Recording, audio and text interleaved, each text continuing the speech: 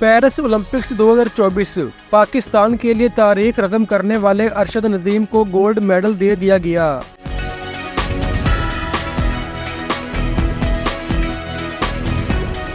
Paris Olympics 2024 में पाकिस्तान के लिए तारीख रकम करने वाले एथलीट अरशद नदीम को गोल्ड मेडल पहना दिया गया।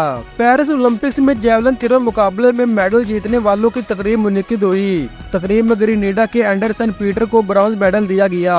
भारत के नीरज चोपड़ा को सिल्वर मेडल दिया गया। इस मौके पर पाकिस्तान के लिए तारीख रकम करने वाले अरशद नदीम को गोल्ड मेडल पहनाया गया। तकरीब में पाकिस्तानी परचम बुलंद किया गया और कौमी तराना बजाया गया। इस मौके पर अरशद नदीम की आंखें भी नम हो गई थी।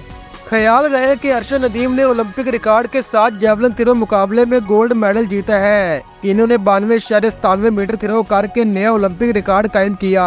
गुज़श्ता शब मैन जेवलिन थ्रो इवेंट के फाइनल में अरशद नदीम ने पाकिस्तान को 40 साल बाद गोल्ड मेडल जितवाया।